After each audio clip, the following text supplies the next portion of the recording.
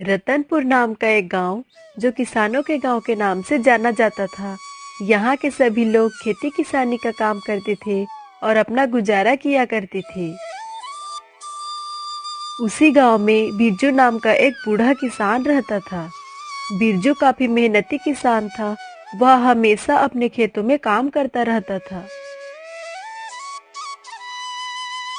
बिरजू की मेहनत और लगन को देख गांव के लोग भी उससे प्रेरणा लेते थे और अपने अपने खेतों में मेहनत और लगन से काम करने के लिए चले जाते थे। गांव के लोग हमेशा ऐसी ही सुख शांति से रहा करते थे और अपना जीवन यापन किया करते थे।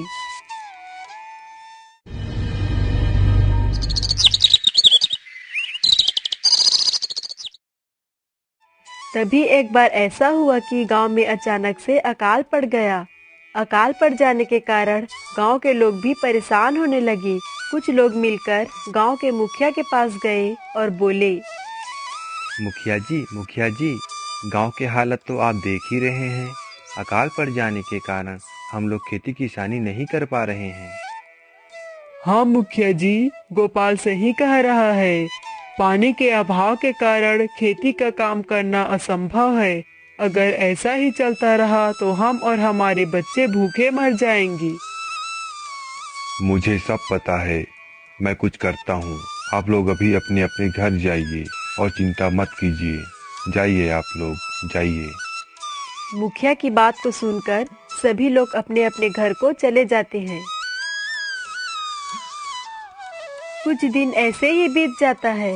धीरे धीरे जमीन सूखने लगी। लोगों को पीने योग्य पानी का भी अभाव होने लगा। लोगों को पीने के पानी लाने के लिए बहुत दूर दूर तक जाना पड़ता था।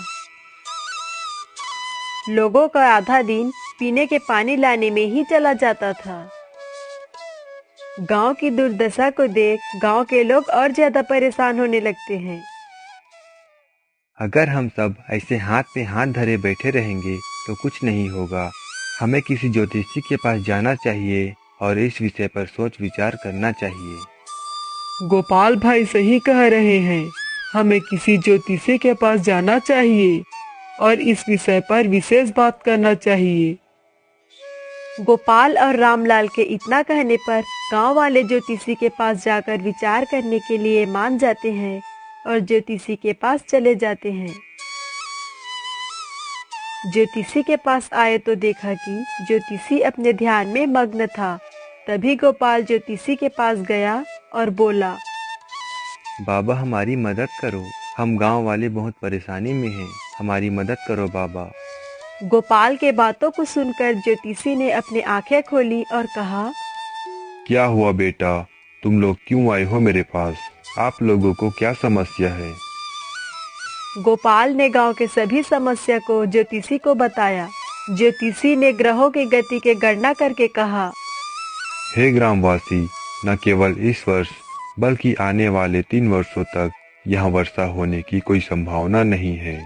ज्योतिषी की इन बातों को सुनकर सभी ग्रामवासी आश्चर्य में पड़ जाते हैं और चुपचाप वहां से चले जाते हैं। रास्ते में जाते जाते गोपाल ने कहा, अब तो गांव में कुछ भी नहीं बचा है। एक छोटा सा जमीन था, वो भी अब पानी के अभाव में बंजर हो गया है। अब तो गांव को छोड़कर जाने में ही हमारी भलाई है। इतना बोलकर सभी लोग अपने अपने घर चले जाते हैं। गांव की इस बढ़ती समस्या को देखते हुए गांव के लोग अपना जीवन यापन करने के लिए अपना गांव घर जमीन सब कुछ छोड़ छोड़कर जाने लगे। देखते ही देखते कुछ ही दिनों में पूरा गांव सूना हो जाता है। परंतु उस समय भी उस गांव का एक बूढ़ा किसान बिरजू वहां रुका रहा और जल के अभाव होने के बाद भी वह रोज अपने सूखे हुए खेत पर हल जोता करता था। एक बार जब बिरजू अपने खेत में हल जोत रहा था, तभी आकाश में एक बादल घूम रहा था। वह बादल किसान को देखकर आश्चर्यचकित हो गया और उस किसान से पूछा, हे किसान, क्या तुम्हें नहीं पता कि यहाँ 3 वर्षों तक वर्षा होने की कोई संभावना नहीं है? जिस कारण से गांव के सभी लोग अपना गांव घर जमीन सब कुछ छोड़कर जहाँ कहीं चले गए हैं, तो भी तुम किस लिए इस सूखे खेत में बेकार में हल जोत रहे हो? बादल के इतना पूछने पर बिरजू ने कहा, सभी के बारे में मुझे जानकारी है। मुझे पता है कि यहाँ 3 वर्षों तक वर्षा होने की कोई संभावना नहीं है, किंतु मैं एक किसान हूँ।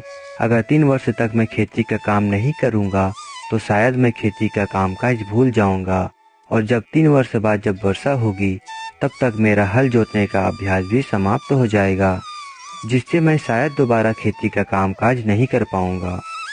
इसलिए मैं पानी के अभाव में भी अपने सूखे हुए खेत को जोत रहा हूँ, जिससे मैं खेती का काम नहीं भूलूंगा।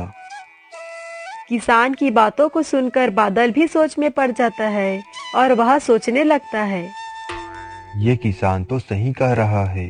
यदि मैं भी 3 वर्ष तक नहीं बरसूंगा तो शायद मैं भी बरसना भूल जाऊंगा। नहीं, मुझे बरसना होगा।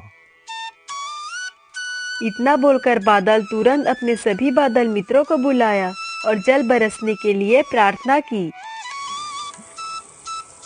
गांव के नदी, तालाब, कुएं और खेत सभी पानी से भर जाते हैं। कुछ दिनों में सभी ग्रामवासी अपने गांव वापस आ जाते हैं और आनंदित होकर अपने खेतों में कृषि कार्य आरंभ कर देते हैं।